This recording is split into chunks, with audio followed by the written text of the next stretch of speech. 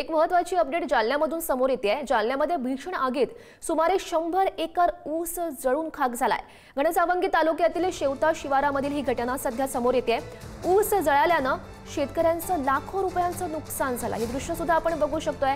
जालन्यामध्ये ही भीषण अशी आग लागली, त्यामध्ये सुमारे 100 एकर ऊस जळून खाक झालाय।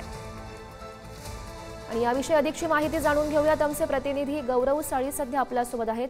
गौरव, खरे गौरी, आपण जर बघितलं तर जालन्यात भीषण आगीत सुमारे 100 एकर ऊस जळून खाक झालेला आहे।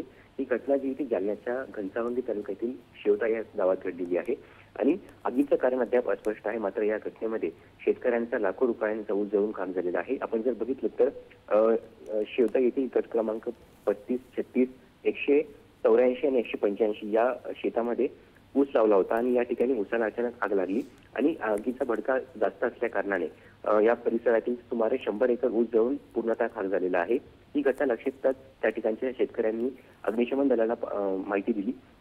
मात्र अग्निशमन दलाचे जवान घटनास्थळापर्यंत पोहोचेपर्यंत आणि त्यांनी आगीवर नियंत्रण मिळवण्याचे प्रयत्न करेपर्यंत संपूर्ण ऊस जो आहे तो संपूर्ण जळून खाक झाला होता। त्यामुळे या घटनेत सुदैवाने कुठलीही जीवितहानी झालेली नाही, मात्र शेतकऱ्यांचं लाखो रुपयांचं नुकसान यात झालेलं आहे।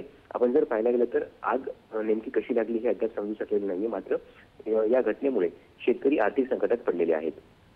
नक्कीच गौरव, ही दृश्य सुद्धा आपण बघू शकतोय। भीषण अशी आग लागलेली आहे, प्रचंड नुकसान हे दृश्यांच्या माध्यमातून सुद्धा आपण बघू शकतोय। गौरव, धन्यवाद दिलेल्या सगळ्या सविस्तर माहितीसाठी।